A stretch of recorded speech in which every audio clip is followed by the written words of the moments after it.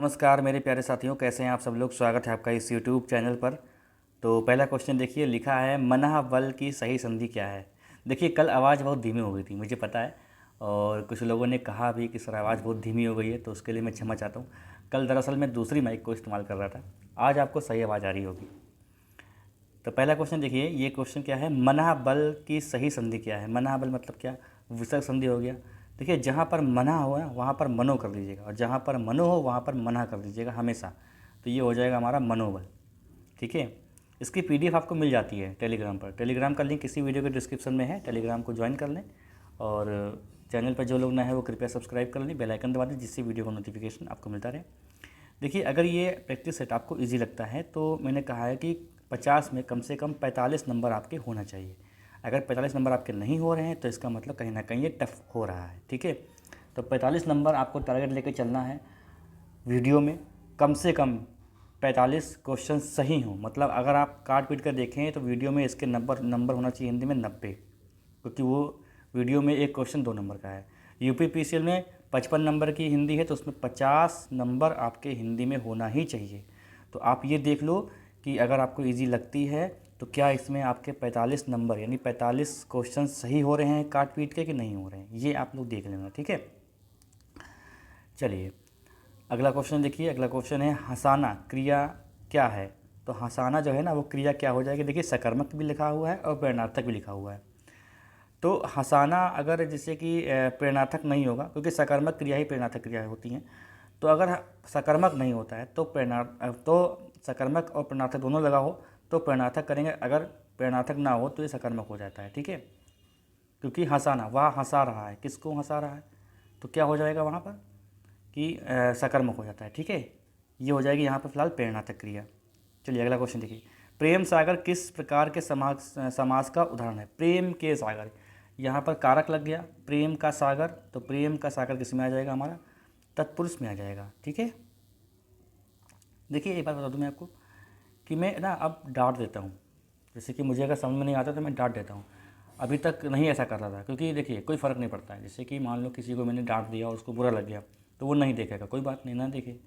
क्योंकि मैंने हर तरीके से व्यवहार किया है यूट्यूब पर, जी करके, मतलब जैसा चाहे वैसे कमेंट कर दे। उसको मैं समझाता था कि देखिए सर ऐसा, देखिए ऐसे पढ़ लीजिए, वैसे पढ़ लीजिए, ठीक है मैं देख लूँगा, मैं कोशिश करूँगा।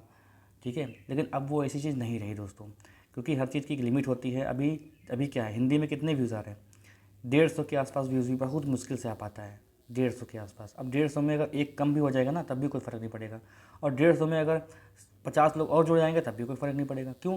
क्योंकि देखिए, हाँ फ़र्क इसलिए पड़ेगा क्योंकि ज़्यादा लोग हो जाएंगे, अच्छा लगेगा। लेकिन आप सोचो कि इसकी इनकम, तो भैया इसकी इनकम नहीं होती है। मैं आपको बता दूं कि जब तक यूट्यूब पर 6 लाख व्यूज़ नहीं आता है, 600 के व्यूज़ नहीं आएगा यूट्यूब पर महीने में, तब तक यूट्यूब की पेमेंट नहीं आती है। ये बात मान के चलो। मतलब 10,000, 5,000 से 10,000 के बीच में व्यूज़ आता है, तब जाके $1 बनता है। $1 इसमें कितने, 80 मान लो, तो 6,000 व्यूज़ पर 80 रुपये बनता है, ये आप मान के चलो। ठीक है। तो इसलिए मुझे ज़्यादा फ़र्क नहीं पड़ता है। और आप लोग भी बुरा मत मानना, जैसे कि थोड़ा सा चिड़चिड़ापन मेरे अंदर है, मैं जानता हूँ। लेकिन अब मैं चिड़चिड़ा इसलिए होगा क्योंकि मैंने हर तरीके से चीज़ों को देख लिया है, कोई फ़ायदा नहीं है। ठीक है। इसलिए मैं आपको सही रास्ता दिखाऊं, भले ही आप गुस्सा क्यों ना हो जाएं। जैसे कि किसी ने कल कमेंट किया था कि सर बहुत इजी है, तो मैंने वहाँ पर कमेंट किया कि भैया अगर आपके नंबर 45 आ रहे हों तब तो ठीक है, वरना ये सेट इजी नहीं है। ठीक है। अगर ये क्वेश्चन देख रहे हो, यहाँ पर आपके 40 नंबर आ रहे हैं, ठीक है, तो ये इजी नहीं है। अगर हिंदी में हिंदी में तैयारी कितने नंबर की करते हैं हम लोग, हिंदी में तैयारी करते हैं हम लोग 15 नंबर को बढ़ाने के लिए। 15 नंबर, क्योंकि 35 नंबर तक 50 में सब लोग कर लेते हैं, जिसकी तैयारी ठीक ठाक होती है। 15 नंबर के लिए हम लोग हिंदी की क्लास करते हैं, हिंदी का स्पेशल बैच लगाते हैं। ठीक है। तो ये बात आप समझते होंगे। अवरोध शब्द का विपरीतार्थक शब्द क्या होगा अवरोध का। तो अवरोध का विलोम पूछा गया है दोस्तों। तो अवरोध का विलोम हो जाता है अवरोध। कुकर की सीटी लग रही है, आपको अगर आवाज़ आ रही हो तो कोई दिक्कत नहीं है, थोड़ा एडजस्ट कर लीजिएगा। अब भाई घर में बना रहा हूँ तो कुकर की सीटी भी लगेगी, बर्तन भी खड़खड़ाते हैं कभी कभी। तो देखिए अनवरोध हो जाएगा इसका आंसर। जो आकाश में विचरण करता हो, जो आकाश में विचरण करता हो के लिए एक शब्द बताइए, तो उसको क्या बोलेंगे, उसको हम लोग बोल देते हैं खेचर। ठीक है, खेचर बोलते हैं उसको। परिच्छेद की संधि से निर्मित शब्द होगा, तो परिच्छेद की संधि से निर्मित शब्द कौन सा होता है हमारा, बताइए, अब जानते हो इसमें परिच्छेद होता है, ये तो कर लोगे। चलिए अगला क्वेश्चन देखिए, निम्न में से किस शब्द में अयादी संधि है? जहाँ पर अन अक लगा होता है ना, तो वो लगभग संधि हो जाती है अयादी संधि। तो आप लोग समझ गए होगे किसका मैं कह रहा हूँ। मैं कह रहा हूँ नायक, नाक और अन लगेगा ना, शयन, गयन, गायन, नायक। ठीक है, तो ये वहाँ पर कौन सी संधि हो जाती है? अयादी संधि होती है। ये स्वर संधि का ही एक भेद होता है। नीता कपड़े धोती है, वाक्य में क्रिया बताओ क्या है? तो धोती है ना, क्या धोती है, किसको धोती है? अगर क्या और किसको का उत्तर मिले क्रिया से, तो वो क्रिया हो जाती है हमारी सकर्मक। ठीक है, इसका उत्तर हो जाएगा बी। ये क्या हो गया? दूध वाला रचना की दृष्टि से है, दूध वाला, तो दूध वाला, तो दूध वाला जो है वो रचना की दृष्टि से क्या है? रूढ़ है, यौगिक है, योग रूढ़ है, संग। देखिए, योग रूढ़ वो होता है, मैं आपको बता दूं, जो दो रूढ़ शब्दों से मिलकर एक नया अर्थ दे। जैसे कि 10 आनन मतलब 10 मुख वाला, अर्थात रावण, ऐसे। ठीक है, तो गज आनन मतलब गणेश जी। गज और आनन, आनन का मतलब होता है मुख, और गज का मतलब होता है हाथी। हाथी के समान मुख वाला कौन? गणेश जी हो जाएंगे। जैसे कहा जाए पंकज, पंक माने कीचड़ और जा माने जन्म लेने वाला, तो कीचड़ में जन्म लेने वाला, इसका अर्थ क्या हो जाएगा? पंकज। तो योग रूढ़ जो शब्द होते हैं ना, वो बहुब्रीहि समास में आते हैं। ठीक है, अब दूध वाला क्या हो जाएगा? दूध वाला हो जाएगा हमारा यौगिक, दूध और वाला। लाश किस शब्द का मूल शब्द है? लाश बन गया। तो देखो, ये एक ट्रिक मैंने बताई है यूट्यूब पर, आप सर्च करिए तो उसमें मिल जाएगी आपको। तुर्की, अरबी, फारसी, ये सब की ट्रिक बताई मैंने, तो ये तुर्की हो जाएगा। ठीक है, निम्न में से कौन देश शब्द नहीं है? देश शब्द नहीं है मतलब वो कहाँ विदेशी जो है वो। ठीक है, तो खिड़की, कलाई, चरखा, तेंदुआ। तो खिड़की भी है, तेंदुआ भी है, और कलाई भी है, चरखा नहीं है। ठीक है, चरखा हमारा ये देशज नहीं है, ये विदेशज है। अब ये मुझे नहीं पता लग पा रहा है, याद नहीं आ रहा कि कहाँ का है ये। ठीक है, हो सकता है कि आप लोग बताओ फारसी का है क्या ये? यह पुस्तकें किसकी हैं? यह पुस्तकें किसकी हैं, इसमें क्या बताना है हमें? इसका शुद्ध रूप बताना है भाई। ये पुस्तकें किसकी हैं, तो ये पुस्तकें किसकी हैं, यह पुस्तक किसका है, ये पुस्तकें किसका है, ये पुस्तकें किस। भैया ये पुस्तकें किसकी हैं, ये 13 वाला ऑप्शन बिल्कुल सही हो जाएगा। 13 मतलब 13, 13 में समझिएगा। आप लोग वीडियो को शेयर किया करो। वीडियो वाले यूपी पिछले कितने लोग हैं क्या? मतलब 400-500 लोग ही हैं क्या जिन्होंने फॉर्म डाला है? कम से कम 10,000 व्यूज़ तो आने ही चाहिए इस पर। इसके बाद वापस लौट आए, अब इसमें बताइए क्या हुआ? इसके बाद वे लौट आए, वापस लौट आए मतलब क्या? दोनों एक चीज़ नहीं होनी चाहिए। इसके बाद वह वापस लौट आए, इसके बाद वह लौट वापस आया, इसके बाद वापस लौटा। तो भैया देखो, इसमें मैंने बताया कि वापस और लौट का दोनों एक ही अर्थ होता है, तो एक ही शब्द रखेंगे। इसके बाद वापस आए या कह सकते हो, या इसके बाद लौट आए, ऐसे हो सकता है। ये हो जाएगा हमारा ए ऑप्शन। गर्दन उठाना किस मुहावरे का अर्थ है? आप लोग बताया करो कितने आपके नंबर आए, ये बताया करो। 1/4 की माइनस मार्किंग के साथ। ठीक है, 1/2 मत रखिएगा अभी। गर्दन उठाना किस मुहावरे का अर्थ है? गर्दन उठाना किस मुहावरे का अर्थ है? पीछा छुड़ाना, नुकसान देना, प्रतिवाद करना, बहस करना। तो गर्दन जो उठाना होता है, गर्दन उठाना मतलब होता है प्रतिवाद करना। ठीक है, निम्नलिखित में से कौन सा विपरीतार्थक शब्दों का युग्म सही नहीं है? अच्छा ये बताओ कि आप लोग वीडियो के लिए या फिर यूपीपीसीएल के लिए जीएस का प्रैक्टिस सॉल्व करोगे क्या? कमेंट बॉक्स में बताना भाई जरा। निम्नलिखित में से कौन सा विपरीतार्थक शब्दों का युग्म सही नहीं है? क्या हो जाएगा इसका उत्तर? अग्र और अंत। ठीक है, निर उपसर्ग से बना शब्द बताइए। निर उपसर्ग से बना शब्द है निर्भय, निष्काम, निहत्था, निश्चित। तो निर उपसर्ग से बना शब्द जो है वो क्या है हमारा? निर्भय। ठीक है, निर्भय है। चलिए देखिए, यहाँ पर निर गलत लिखा हुआ है, निर में हलंत लगना चाहिए था। जिसकी परीक्षा हो रही हो के लिए एक शब्द बताइए। जिसकी परीक्षा हो रही हो के लिए एक शब्द क्या है? जिसकी परीक्षा हो रही हो, तो वो क्या होता है हमारा? परीक्षक होता है क्या? नहीं, परीक्षा तो परीक्षा कराने वाला होता है, परीक्षार्थी। ठीक है, परीक्षार्थी होता है। देखिए, विद्यार्थी तो विद्या का अध्ययन करने वाला होता है, शोधार्थी शोध करता है, उसको शोधार्थी बोलते हैं। परीक्षार्थी होना चाहिए, और वही है इसका आंसर। धर्म विमुख, धर्म से विमुख, इसका अगर देखें तो क्या हो जाएगा? धर्म से विमुख। अब जहाँ पर कर्म हो जाएगा ना, जहाँ पर कारक आ जाएगा, वहाँ पर कौन सा होता है? अब देखो यहाँ पर सभी तत्पुरुष हैं। अब आपको बताना है धर्म से विमुख मतलब क्या हुआ? धर्म से विमुख का मतलब ये हुआ कि धर्म से विमुख मतलब धर्म से अलग हो गया। तो अलग होने पर जहाँ पर सही लगता है वहाँ पर क्या होता है? वहाँ पर होता है अपादान तत्पुरुष। ठीक है, अपादान कारक होता है, तो वहाँ पर तत्पुरुष ही के भेद होते हैं। समास वगैरह सब पढ़ाया मैंने, आप पढ़ लो। उदक किस शब्द का पर्यायवाची है? उदक किस शब्द का पर्यायवाची है? उदक।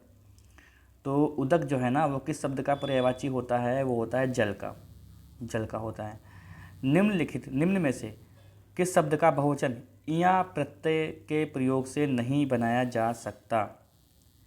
तो लड़कियां, नदियां, पहाड़ियां। लेकिन क्या आपको लगता है किताब? अरे भाई किताबें होंगे, किताबें, किताबियां नहीं हो सकता है ना। अगला क्वेश्चन देखिए, निम्नलिखित में से किस शब्द में दीर्घ संधि नहीं है? दीर्घ संधि नहीं है, आपको बताना है। तो कुछ, आसन, वर्षा, वर्षात, वर्षात, वर्षअत, कपीस, कपिधन ईस इत्यादि। इत्यादि में नहीं होना चाहिए, है ना। इत्यादि तो हमारा हो जाएगा क्या, ये तो हमारा यड़ संधि हो जाएगा। इत्यादि, ई जुड़ेगा, आ जुड़ेगा, तो क्या ई से बनता है या हमारा, और उसके आगे मात्रा लग जाती है, ठीक है। तभी देखो स्वर से ही निर्माण होता है इनका, जो जो हमारे या और वाह होते हैं ना, इनका अगर देखा जाए संधि में स्वर से ही निर्माण होता है, इसीलिए इनको अर्धस्वर बोलते हैं। जहाँ पर ई लगेगा ना, ई और आगे स्वर लगेगा कोई, तो ई के बाद कोई अन्य स्वर आता है तो वहाँ पर या हो जाता है, और उसकी जो स्वर होता है उसकी मात्रा लग जाती है। जैसे कि यहाँ पे देख लो हल्का सा, आपको अगर जिसको नहीं देखना है वो स्किप कर दे, जिसको देखना देख ले। जैसे ई लिखा हो यहाँ पर, ई और प्लस यहाँ पर ई से अन्य कोई स्वर हो, जैसे कि लिखा हो ऊ, तो ये हो जाता है यू, ऐसे। और यहीं पर अगर ऐसे लिखा हो, यहाँ पर ऐसे लिखा हो, ये लिखा हो आपका ऊ, और ऊ के बाद कोई अन्य स्वर जैसे ई ही लिख दिया जाए, तो ये होता है वाह, ऐसे लिखा जाएगा। तो ई और ऊ से बनता है वाह और या, इसीलिए हम लोग अवसर बोलते हैं उसको, ठीक है। चलिए, ये तैयारी हो गया। अब यहाँ पर देखो, संज्ञा अथवा विशेषण से बनने वाली क्रिया क्या कहलाती है? संज्ञा अथवा विशेषण से, तो उसको बोलते हैं हम लोग, संज्ञा अथवा विशेषण से बनने वाली क्रिया को कहते हैं हम लोग नाम धातु क्रिया, ठीक है। नाम धातु क्रिया उसको बोल देते हैं। यह आम मीठा है, इस वाक्य में मीठा कौन सा विशेषण है? तो मीठा जो होता है वो कौन सा विशेषण है, बताइए भाई। यह आम मीठा है, यह आम मीठा है, तो यह आम मीठा है, तो आम के पहले यहाँ पर आ रहा है ना, आम के पहले आ रहा है ये मीठा। यह मीठा क्या है, आम के बाद आ रहा है, तो ये क्या आ जाएगा? देखो यहाँ पर मैं आपको एक छोटी सी बात बता दूं, आपको समझ में हमेशा आएगा। जैसे ये विशेष्य क्या होता है? विशेष्य वो होता है जिसकी संज्ञा व सर्वनाम विशेषता बताए, जैसे जिसकी विशेषण विशेषता बताते हैं। मतलब संज्ञा व सर्वनाम ही क्या होते हैं, विशेष होते हैं। और अगर मान लो कि यहाँ पर ये विशेष ही है, ये क्या है, विशेष है आपका, तो अगर इधर कोई लगता है विशेषण तो वो होता है विधेय विशेषण, इधर कोई लगता है तो वो होता है उद्देश्य विशेषण, तो ये क्या हो जाएगा, विधेय विशेषण हो जाएगा, ठीक है। वह सेब खा रहा है, बताइए, वह सेब खा रहा है, इस वाक्य में सेब क्या है? तो अब सेब देखिए क्या है, यहाँ पर सेब खा रहा है। अब यहाँ पर देखिए विवाद हो सकता है, सेब क्या हो रहा है? सेब लगता है कि हमें किस में हो जाएगा, जातिवाचक में, लेकिन वहाँ यहाँ देखो सेब क्या है। अब यहाँ पर क्या है, आंसर देखिए 3-3 आ रहा है। अब देखिए सेब द्रव्यवाचक में भी आ सकता है, सेब जातिवाचक में भी आ सकता है, समूहवाचक में इसमें आंसर दिया हुआ है। तो भैया इसी की बात मानते हैं, समूहवाचक। सेब किस में आएगा, समूहवाचक में आएगा। अब देखो यहाँ पर क्या है, सेब खा रहा है। अब सेब की कई जातियाँ होती हैं ठीक है, और जो खाने पीने वाली चीज़ें होती हैं जिसको नाप तोल सकते हैं वो द्रव्यवाचक में भी आता है। तो देखो संज्ञा में काफ़ी जो है विवाद होता है, संज्ञा जो चैप्टर होता है, जो छोटा चैप्टर है, लेकिन काफ़ी विवाद है इसमें। फिलहाल इसमें आंसर दिया है समूहवाचक में। आप लोग बताओ इस चीज़ से कितना सहमत हो कि सेब समूहवाचक में आ रहा है? अंगूर तो आ सकता है, अंगूर अगर गुच्छा हो ना, अंगूर का गुच्छा तब आएगा समूहवाचक में। और मेरे हिसाब से सेब जो है या तो जातिवाचक में आना चाहिए या द्रव्यवाचक में आना चाहिए, ठीक है। जैसे घी हो गया, गेहूँ हो गया, चावल हो गया, आम वगैरह भी, जो फल वगैरह होते हैं वो द्रव्यवाचक में भी आते हैं और जातिवाचक में भी आते हैं। तो इसमें थोड़ा क्वेश्चन विवादित है, ठीक है। ये पुष्पतत्सम, पुष्पतत्सम शब्द के लिए हिंदी में तद्भव शब्द क्या हो जाएगा? तो पुष्प आप जानते हो, पुष्प एक क्या है, पुष्प मतलब क्या होता है, फूल होता है, इसमें तो कोई दो राय नहीं है, आप लोग कर ले जाओगे। कबूतर किस भाषा का शब्द है? कबूतर बताइए भाई, कबूतर किस भाषा का शब्द है, किस भाषा का शब्द है ये? कबूतर किस भाषा का मूल शब्द है? तो कबूतर हमारा जो है ना वो हमारा फारसी भाषा का शब्द है, ठीक है, फारसी भाषा का शब्द है। फा का उच्चारण स्थान क्या है? फा का उच्चारण स्थान, फा, फा, तो ये हो जाएगा हमारा। अब देखिए इसका आंसर, हाँ ठीक दिया है, ओष्ठ दिया है, फा, फा, क्योंकि हमारे ओष्ठ लगते हैं। भाषा का वह रूप जिसका प्रयोग सामान्यतः जनता अपने समूह या घरों में करती उसे क्या कहते हैं? तो भाषा का वह रूप जिसका प्रयोग सामान्यतः या सामान्य जनता अपने समूह या घरों में करती है उसे क्या कहते हैं? तो उसे दोस्तों उसे क्या कहते हैं हम लोग? उसे हम लोग कह देते हैं राजकीय भाषा, राजभाषा, क्षेत्रीय बोली या प्रतिष्ठित भाषा। तो इसका उत्तर हो जाएगा क्षेत्रीय बोली। घरों में हम लोग क्षेत्रीय बोली का इस्तेमाल करते हैं। निम्नलिखित क्वेश्चन है भाई, निम्नलिखित शब्दों में कौन सा अशुद्ध शब्द है? पुनर्विचार गलत लिखा है, अपकीर्ति, अपकीर्ति सही लिखा हुआ है, अनुदित, अनुदित होता है, निर्विघन, तो इसका देखिए उत्तर क्या हो जाएगा, अशुद्ध पूछा गया है ना, अशुद्ध, तो ये भी अनुदित, हाँ सही है, अपकीर्ति भी सही है, अनुदित भी सही है, और ये सही है, गलत है, पुनर्विचार, ठीक है, इसमें पूछा गया अशुद्ध। अच्छा, इनमें से कौन सा शब्द सही है, प्रादुर्भाव आपको बताना है, तो प्रादुर्भाव आपको बताना है, ये लिखा जाएगा हमारा ऐसे, प्रादुर्भाव, ठीक है। चलिए, भारत में हिंदी भाषी राज्य बताइए, आपको कितने बताने हैं, भारत में हिंदी भाषी राज्य कितने हैं, 15 हैं, ठीक है, ये ध्यान रखेंगे, 15 हमारे राज्य हैं, और राज्य ना पूछो कौन कौन से होंगे। चलिए अली का पर्यायवाची शब्द बताना है आपको, अली का पर्यायवाची शब्द क्या होगा, सखी, सहेली, भ्रमरी, तो देखिए यहाँ पर ये जो है ना शब्द हो जाएंगे, ये सभी होते हैं अली के। आरंभ से अंत तक को क्या कहेंगे, आरंभ से अंत तक को क्या कहेंगे, तो आरंभिक, संपूर्ण, अर्धोपांत, ये देखिए इन दोनों में शुद्ध वर्तनी पहचानना है आपको, कभी कभी ऐसे भी क्वेश्चन आते हैं, तो ये अर्धोपांत ऐसे होता है ये, ठीक है, ये हो जाएगा इसका आंसर, आरंभ से अंत तक, और अर्धोपांत की शुद्ध वर्तनी ऐसे ही लिखी जाएगी।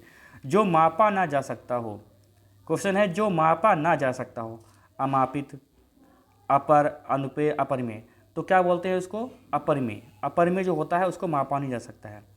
परंपरागत उक्ति को क्या कहते हैं, परंपरागत जो उक्ति होती है उसको क्या बोलते हैं, अनुश्रुति, सूक्ति, विरक्ति, तो जो परंपरागत उक्ति होती है उसको हम लोग कह देते हैं अनुश्रुति, ठीक है, अनुश्रुति कहते हैं इसको। चलिए, विलास में किस प्रत्यय का प्रयोग हुआ है, विलास में किस प्रत्यय का प्रयोग हुआ है, आस, क्यों, आस हो जाएगा इसका उत्तर, है ना। चलिए अगला क्वेश्चन देखिए, बोली में कौन सा प्रत्यय है, बोली में कौन सा प्रत्यय है, तो बोल से हो जाएगा ई, यानी इसमें कौन सा हो जाएगा हमारा, बड़ी ई हो जाएगा, दीर्घ ई, ठीक है, ये हो जाएगा। चलिए अगला क्वेश्चन देखिए, अत्यंत का सही संधि विच्छेद क्या होगा, तो अत्यंत का ये क्या है, ये क्या आ नहीं रहा है भैया, ये तो बिगड़ गया क्या,